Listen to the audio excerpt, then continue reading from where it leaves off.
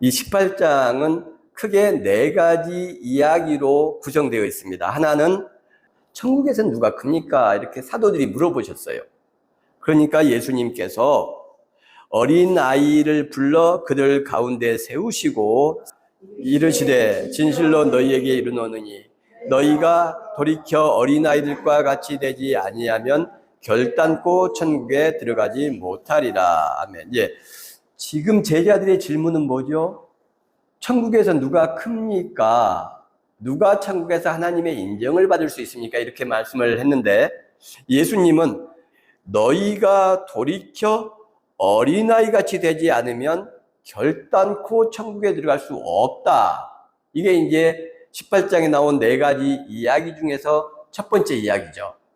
제자들의 질문에 대한 즉답을 하지 않으시고 좀 다른 말을 하세요. 너희가 돌이켜 어린아이들과 같이 되지 아니하면, 이 돌이키다라는 말은 되돌아서다, 변화하다, 바꾸다 이런 뜻이에요. 헬라 원어의 의미가. 그러니까 너희가 생각과 태도와 자세를 바꿔야 한다는 말씀이죠. 제자들이 천국에서 누가 큽니까에는 무슨 의미가 숨겨져 있나요? 천국, 영원한 행복과 하나님의 영광을 누리고자 하는 욕망이 담겨 있고요. 그곳에서 높은 자리에 앉고 싶은 야망이 담겨 있는 질문이에요. 천국이 어떤 곳인지 또는 천국의 다스림의 법칙과 통치의 원리가 무엇인지를 알려고 질문한 게 아니란 이야기입니다. 그러니 예수님께서 그 제자들의 질문에 대해서 의도를 간파하셨죠.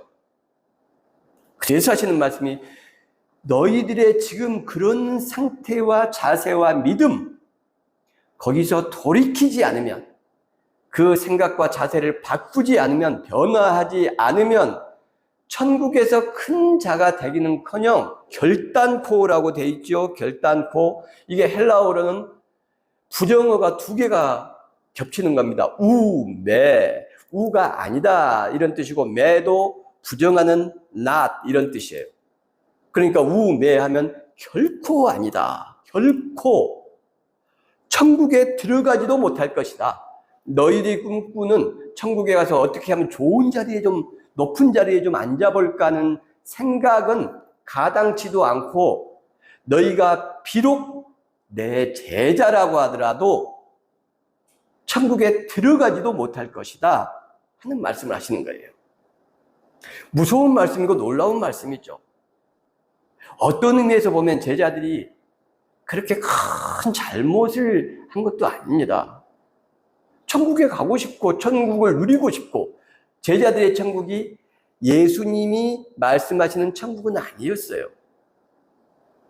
예수님께서 말씀하시는 천국은 우리가 마태복음 13장에서 보아왔듯이 하나님의 다스림, 통치, 천국, 나라가 바실레이아죠. 바실레이아는 통치와 다스림을 뜻하죠. 하나님의 통치와 다스림은 공의와 사랑으로 요약된다고 말씀을 드렸어요.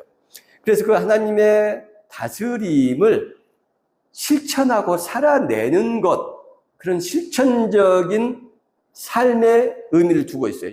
밭에 뿌려진 씨앗, 알곡과 가라지, 겨자씨, 감추어진 보화, 진주를 찾는 상인, 이 모두가 하나님의 공의와 사랑을 내 안에서 실현되고, 하나님의 다스림이 나를 다스리는 거예요. 내 욕망과 야망이 나를 다스리는 게 아니고, 이게 첫 번째 천국. 그 다음에 내 말과 삶을 통해서 그 공의와 사랑이 이웃과 사이에 펼쳐지는 것. 이게 두 번째 하나님의 통치와 다스림이었죠. 그리고 그런 삶을 살다가 우리가 이 땅에서 마지막 숨을 쉬고 하나님께서 예비하신 영원한 완전한 하나님의 품에 안기는 것. 그게 세 번째 천국의 의미. 그래서 마태복음 13장은 첫 번째와 두 번째를 강조했죠. 그런데 제자들은 지금 세 번째만 강조하는 거예요. 하나님의 영광스러움을 내가 누리는 것, 그 천국, 그리고 그곳에서도 더 큰 영광, 더 많은 영광을 누리기 위해서 높은 자가 누구인지를 알고 싶고 관심을 갖는 거죠. 그래서 어떤 의미에서 보면 그런 신앙적, 종교적, 욕망이 있는 것이 그렇게 크게 잘못됐다고 볼 수가 없어요. 우리 다 그런 욕망이 있잖아요. 그런데 예수님께서 하신 말씀은 너희가 돌이켜서 변화되어서 신앙의 자세와 삶의 자세를 바꾸지 않으면 천국에서 큰 자는커녕 비록 내 제자라고 하더라도 천국에 들어갈 수도 없다라고 먼저 말씀을 하세요. 질문의 답보다 훨씬 중요한 것은 너희의 그런 신앙적인 태도를 바꿔야 된다. 나를 따라다니면서 어떤 영광이나 얻으려고 하는 세상의 부귀영화 누리려고 하는 그런 신앙적 욕망, 그거 가지고는 너희가 내 제자라고 하더라도 천국 구경도 못한다. 이렇게 말씀을 하시는 거예요. 무서운 말씀이죠. 2000년 전 제자들에게만 하신 말씀입니까? 우리 지금 한국의 기독교 신앙인 그리고 나는 어떻습니까? 그 다음에 예수님께서 누구든지 이 어린 아이와 같이 자기를 낮추는 사람이 천국에서 큰 자다. 여기서 이 어린 아이라고 쓰인 단어는 파이디온이라는 헬라어가 쓰였어요. 이 파이디온은 7살 이하의 어린 아이를 보통 이야기하는 말입니다. 7살이 안 된 아이가 하나님을 알겠습니까? 예수님을 아나요? 메시아시다. 예수님이 구세주시다. 그리스도시다. 이걸 알 수 있을까요? 이 제자들 앞에 있는 지금 이 어린 아이. 6살일지도 모르고 5살일지도 모르고 아직 젖먹일지도 모릅니다. 이 아이가 예수님과 하나님과 율법과 성경과 이런 걸 알 수 있을까요? 없지요. 그런데 예수님께서는 놀랍게도 이런 아이가 천국에서 가장 큰 자다. 5절에 보면 누구든지 내 이름으로 이런 어린아이 하나를 영접하면 곧 나를 영접하는 것이다. 이렇게 말씀을 하세요. 믿음도 모르고 하나님도 모르고 종교도 율법도 성경도 모르는 이 아이를 예수님과 동급인 자리에 함께 앉히시는 거잖아요. 그래서 이 아이에게 은혜를 베푸는 사람은 예수님께 은혜를 베푸는 사람이 되는 것이고, 이 아이를 때리는 사람은 예수님을 때리는 사람이 되는 것이고, 비난의 말을 하고 조롱하고 실수에 대해서 매질을 하면은 예수님을 조롱하고 비웃고 매질하는 것과 같다라고 예수님께서 말씀을 하시는 거예요. 자, 그러면서 이어지는 말씀이 너희 생각에는 어떠하냐? 만일 어떤 사람이 양 100마리가 있는데 그 중에 하나가 길을 잃었으면 그 99마리를 산에 두고 가서 길 잃은 양을 찾지 않겠느냐? 예. 잃어버린 양. 이 양도 목자가 한눈을 팔아서 이 양을 놓친 게 아니고 이 양이 풀과 그늘과 좋은 것을 찾아서 자기 마음대로 목자를 따르지 않고 무리해서 이탈하여 다니다가 목자를 잃고 혼자서 돌아다니는 이 양은 하나님을 모르고 예수를 모르고 교회를 모르고 성경을 모르는 사람들을 말하는 것이죠. 그리고 99마리 양은 목자를 알고 목자를 따르는 비교적 순하고 착한 양들이죠. 교회를 다니는 신앙인이라고 할 수 있어요. 그런데 문제는 이 한 마리 양을 찾기 위해서 99마리를 산에 두고 신앙생활하고 교회에 있도록 즐겁게 행복하게 99마리가 잘 지낼 수 있도록 놔두고 안전한 곳에 이 한 마리를 찾아 산과 들을 헤매신다. 그분이 목자고 그분이 하나님이시다. 14절에 이와 같이 이 작은 자 중에 하나라도 잃는 것은 하늘에 계신 너희 아버지의 뜻이 아니라 하나님의 뜻이 아니다. 하나님이 목자처럼 이 한 잃어버린 양, 신앙도 없고 믿음도 없고 예수도 모르고 교회도 모르는 이 양을 찾아 헤매시는 분이 너희의 하늘 아버지다. 이 말씀 하시잖아요. 양에 대한 이야기는 앞에 제자들이 천국에서 누가 큽니까 할 때 가장 작은 겸손한 이 어린아이가 천국에서 가장 큰 자다고 하는 이 말씀에 대한 보충적이고 부가적인 설명이에요. 그래서 이 두 이야기는 하나로 묶을 수가 있습니다. 신앙이 없고 믿음이 없는 사람에게도 하나님은 아버지시고 그들을 간절한 마음으로 애절한 마음으로 사랑하신다.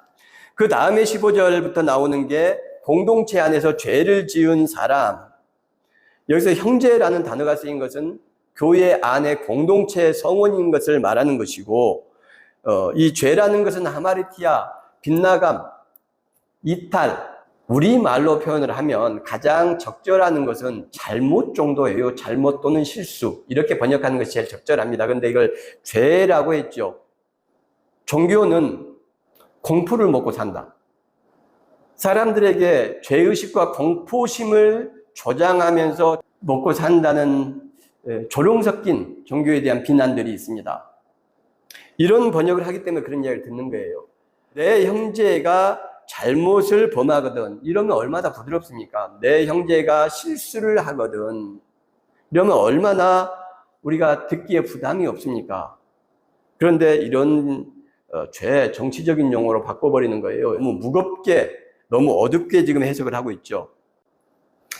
자, 이 사람에 대해서는 여러 번 권고하되 애정과 사랑의 권고를 하되 끝까지 안 들으면 이방인처럼 여기고 추방하라. 베드로가 주님, 나에게 죄를 지은 사람은 몇 번이나 용서할까요? 그러니 주님께서 7번을 70번이라도 그러니까 한없이 용서하라 말씀하시는 거예요. 그 다음에 23절 말씀이 이어지는 겁니다. 23절. 그러므로 천국은 그 종들과 결산하려 하던 어떤 임금 같으니. 천국은 임금이다예요. 그런데 그 임금은 계산하고 결산하는 임금입니다. 그 임금이 빚진 자 하나를 불렀어요. 근데 10,000달란트죠. 달란트는 무게를 재는 단위입니다.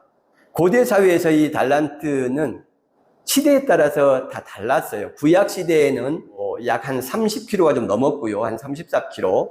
근데 신약 시대에서 예수님 당시에는 유대 사회에서 약 20kg를 한 달란트라고 했습니다. 또 바벨론 제국에서의 한 달란트는 60kg 정도였어요. 그러니까 많이 다르죠. 여기서 이야기하는 한 달란트는 예수님 당시 시대를 배경으로 하죠. 약 20kg 정도라고 보면 되고 28절에 보면 그 종이 나가서 자기에게 100데나리온 빚진 동료 한 사람 이렇게 나오죠. 여기서 데나리온과 달란트의 비교 또 드라크마라는 단어도 나오죠. 드라크마하고 데나리온은 같은 단위입니다. 숙련공의 하루 일당 일반인의 하루 일당이 아니에요. 이건 이제 고대 그리스 문헌에 나온 거예요. 그래서 고대 그리스 사회에서 방패를 만드는 공장의 숙련공이 1드라크마를 받았다.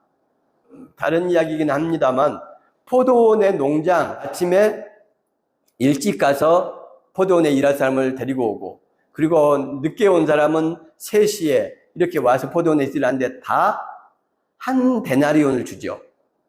다 숙련공의 일당을 주는 겁니다. 그래서 한 달란트는 6,000드라크마 그러면 하루 일당을 1드라크마를 10만 원으로 계산하면 10만 원에 6,000배면 얼마입니까? 6억이죠. 6억. 6억 곱하기 만은 얼마예요? 6억 곱하기 1,000은 6천억. 만이면 6조죠. 6조. 그러니까 10,000달란트 빚을 졌다는 것은 6조 원의 빚을 졌다라는 거예요. 이 당시에 이스라엘, 이두메, 에돔을 포함하는 것이고 북이스라엘, 갈릴리를 다 포함을 해서 겨우 1,000달란트 정도 됐다고 합니다. 세금이. 작은 나라의 전체 세금이 1,000달란트인데 그 10배에 해당하는 돈을 빚진 사람이 있었던 거예요. 6조 원. 그래서 그 돈을 갚으라 이렇게 하니까 돈이 없습니다. 그러면 너 몸을 팔고 네 아내와 자녀들 너 소중한 것을 다 팔아서라도 갚아야지 내 돈이니까 너가 갚아야 될 돈 아니니? 그 종이 엎드려 절하며 이르되 내게 참으소서 다 갚으리이다. 그러면 내게 참으소서 인내하여 주십시오. 그리고 나서 다 갚으리이다. 다 갚을 수 없는 돈이죠. 6조 원은. 어차피 갚을 수 없는 돈을 지금 책정을 하신 거예요. 주님이 예화를 드시면서. 그런데 이 사람은 다 갚겠다라고 이야기해요. 그럼 이 사람의 말은 거짓말인 것이죠. 불가능한 것을 가능하다고 이야기하니까. 임금은 이 사람이 6조 원을 갚을 수 없다는 걸 알까요? 모를까요? 아시죠? 그래서 제가 6조 원 다 갚겠습니다. 참아주십시오. 인내해 주십시오. 저를 좀 기다려 주십시오 할 때 너가 갚을 수 없는 돈이란 걸 이 임금은 알죠. 그런데 어마어마한 이 돈을 띄게 생겼어요, 왕이. 그럼 분노하겠죠.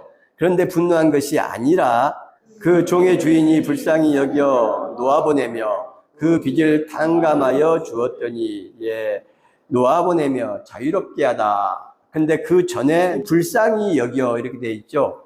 이 불쌍히 여기다 스플랑크니조마이, 스플랑크노온이라는 단어에서 온 거예요. 스플랑크노온은 심장, 내장을 뜻한 겁니다. 심장이 아리고 내장이 끊어지는 듯한, 창자가 끊어지는 듯한 정서적 공감과 슬픔과 고통을 이야기할 때 이 스프랑크노온이라는 단어를 써요.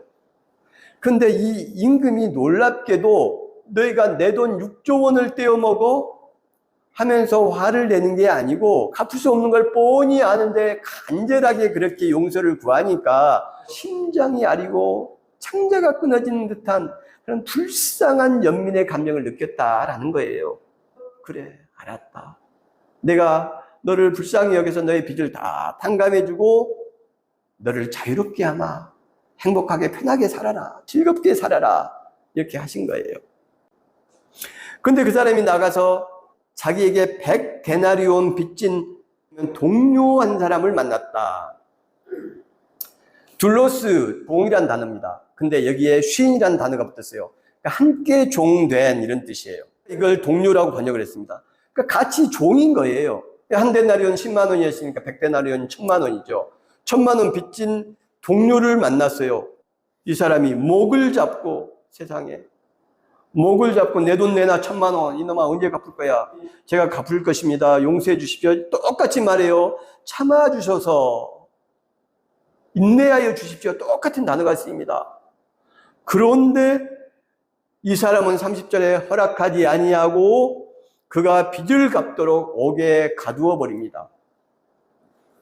이것을 다른 동료들이 보고 임금님, 아무개가 임금님이 그렇게 은혜를 베푸는데 1000만 원 빚진 사람을 이렇게 목을 잡고 감옥에다 쳐넣었습니다. 그러니 왕이 화가 났죠. 이에 주인이 그를 불러다가 말하되 악한 종아, 내가 빌기에 내가 내 빚을 전부 탕감하여 주었거늘 내가 너를 불쌍히 여김과 같이 너도 내 동료를 불쌍히 여김이 마땅하지 아니하냐 하고 아멘. 내가 너의 그 아픔과 애절한 모습을 보고 내 심장이 고통을 받고 내 창자가 끊어지는 그런 연민과 동정의 정을 느껴서 불쌍히 여기서 너를 풀어주었는데 너도 네 동료의 안타까운 모습을 보고 불쌍히 여겨야 되지 않느냐. 그런데 이런 폐영무도한 배은망덕한 짓을 해 그 빚을 다 갚도록 그를 옥졸들에게 넘겼다. 감옥에 들어간 것이죠. 자, 처음에 23절에 뭐라고 시작합니까? 천국은 임금과 같다. 이 천국은 엄청난 죄, 6조 원의 죄를 지은 사람을 용서해주는 천국이에요. 그 죄인을 불쌍히 보는 천국이에요. 자유와 행복과 해방을 주는 천국이에요. 그렇죠?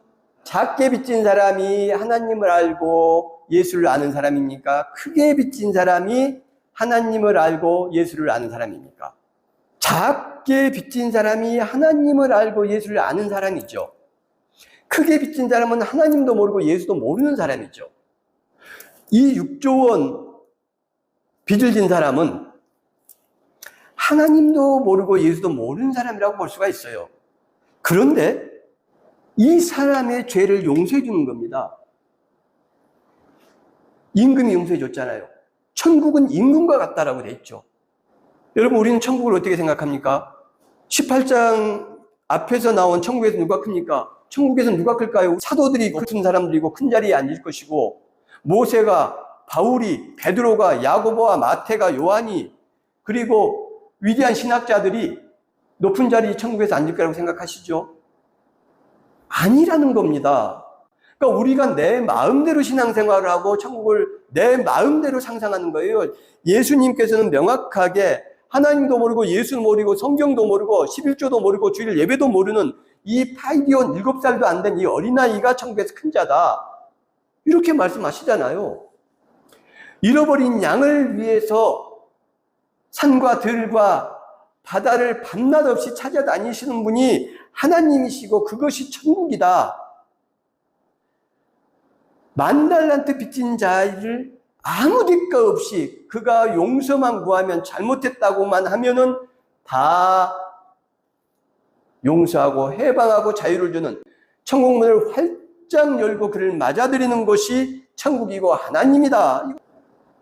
그리고 이 넷은 문학기법상 인클루지오, 즉 수미쌍관, 우리말로는 수미쌍관, 수, 머리 숫자죠. 앞과 미, 꼬리, 끝이 쌍 또는 상관이라고도 합니다. 쌍관이라고 하고 서로 깊이 관계한다. 밀접한 관련이 있다. 그래서 하나로 묶는 거예요.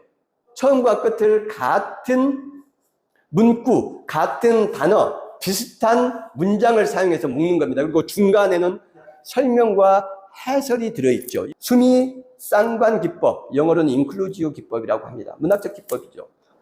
김영랑 시인의 모란 입히기까지는 나는 아직 나의 봄을 기다리고 있을 테요. 그리고 마지막 연에서 어떻게 시작됩니까? 모란 입히기까지는 나는 아직 나의 봄을 기다리고 있을 테요. 찬란한 슬픔의 봄을. 이렇게 끝난단 말이죠. 이런 게 바로 수미쌍관, 그 안에 중간에 있는 연들은 전부 그것을 설명하고 보충하고 해설하는 것이죠. 그 18장이 그렇게 딱 이루어져 있어요. 앞에 천국, 뒤에 천국. 그리고 중간에 잃어버린 양과 공동체 안에서 잘못을 범한 사람은 천국의 속성을 더 해설하고 설명해주는 용도로 사용이 되고 있는 것입니다. 자, 여러분, 이런 질문을 한번 해볼 테니까 일주일 동안 묵상해 보시기를 바랍니다. 일반 교회 목사님들은 이런 의문이나 깨달음을 가져도 교회의 눈치를 봐야 되고 교권의 눈치를 봐야 되기 때문에 이야기하지 못합니다. 우리는 어떤 하나님을 믿는지 잘 생각해 보십시오. 우리가 믿는 사랑의 하나님, 사랑의 예수님은 어떤 분입니까? 대한민국에서 지금 개신교인이 약 한 1,000만 정도 될 겁니다. 가톨릭까지 포함하면 1,200, 300만 정도 될 거예요. 그 사람들이 다 천국 간다고 치고 여러분들이 믿고 아는 바처럼 나머지 5천만이 넘는 중에서 3,700만 명 이상은 예수를 믿지 않고 하나님을 믿지 않고 교회 다니지 않습니다. 그분 다 지옥 간가요? 영원히? 우리가 믿는 하나님은 그런 하나님을 믿는 겁니까? 하나님의 아들 예수께서 이 땅에 오셔서 당신의 생명을 바쳐서 영생과 구원의 길을 여셨어요. 그럼에도 불구하고 4분의 3은 지옥을 갈 수밖에 없다는 말입니까? 오늘 성경 말씀 본문을 명확하게 대입하면서 생각하셔야 돼요. 그럼 예수 안 믿으면 다 지옥 가지. 나로 말미암지 않고는 아버지께로 올 자가 없느니라. 예수를 말미암지 않으면 아버지로 올 자가 없다. 예수를 말미암는다는 게 뭡니까? 주일날 교회에 가고 예배석에 앉아있으면 그게 예수를 통하는 겁니까? 나를 통하지 않고는. 그 디아라는 헬라어가 쓰이는데요. 아니면 비록 예배당에 앉지는 못하지만 성실하게 자기 삶을 살아내면서 힘이 닿는 대로 어려운 사람들을 돕고 보살피는 그 사람, 그러나 평생 교회 한번 가보지 못한 그 사람이 예수를 통하는 삶을 사는 겁니까? 어떤 분이 예수를 통하는 인생을 사는 것이죠? 오늘 예수님께서 천국에서 누가 큽니까? 라고 묻는 사도들, 기독교 역사에서 가장 위대하고 높은 자리를 차지하고 있는 가장 존경받는 가톨릭에서는 다 이 사람들 성인이라고 하죠. 이 분들이 예수님께 들었던 말은 무엇입니까? 비록 너희가 내 제자일지라도 어린아이처럼 마음을 바꾸지 않고 신앙의 자세를 바꾸지 않으면 천국에서 큰 자는커녕 천국에 들어갈 수도 없다라고 말씀하시죠. 하나님은 잃어버린 한 마리 양을 위해서 있는 분입니다. 임금은 6조 원의 빚진 자를 스프랑크 니조마이, 심장이 아리고 창자가 끊어지는 아픔으로 바라보고 용서해 주는 분이 우리의 하나님이고 천국이에요. 이건 우리가 예전에 13장에서 공부했던 거 한번 생각해 보십시오. 진주를 구하는 상인이 천국이었죠. 진주가 아니라 천국은 마치 값진 진주 하나를 구하는 상인과 같으니, 천국은 상인이에요. 진주가 아니고. 근데 그 상인은 산과 들을 온갖 곳을 다 헤매다가 극히 값진 진주 하나를 발견했어요. 그게 누굽니까? 우리죠. 나죠. 근데 여러분, 우리가, 나 자신이 하나님 앞에 극히 값진 진주 맞습니까? 아니면 예수 그리스도께서 우리를 값진 진주라고 인정해 주신 겁니까? 우리를 극히 값진 진주라고 인정해 주신 거죠. 깨진 유리구슬, 더러운 오물이 붙은 유리구슬만 못하지만 상인이신 예수께서 천국이 우리를 극히 값진 진주로 인정해 주신 거예요. 여기 똑같은 내용들이죠. 6조의 빚을 졌지만 임금이 너는 용서받을 자격이 있다라고 용서를 해주신 거예요. 엄청난 죄를 진 사람에게 천국이 열려있고 천국이 환영한다. 그분이 우리의 하나님이시다. 18장은 이렇게 인클루지오로 천국의 속성, 천국의 원리, 천국의 법칙에 대해서 이야기하고 있는 거예요. 우리 마음대로 우리는 천국을 예수를 통하여 간다. 예수를 통하여는 교회 다닌다는 이야기가 아닙니다. 예수님 같은 십자가를 지는 삶, 이웃과 약자를 위해서 희생하고 봉사하는 그 십자가, 자기 십자를 지고 인생을 살아가는 사람, 그 사람이 예수를 통하는 길, 좁은 문, 좁은 길을 가는 사람이에요. 성경을 내 마음대로 해석하면 안 됩니다. 예수님의 이 말씀들, 18장 말씀을 내 마음대로 해석하면 안 돼요. 여러분, 지구상에 지금 78억 정도의 인구가 있다고 합니다. 그 중에 기독교 인구가 약 23억, 25억 뭐 이렇게 이야기해요. 과장된 측면이 많다고 저는 생각하지만 그게 전체라고 인정합시다.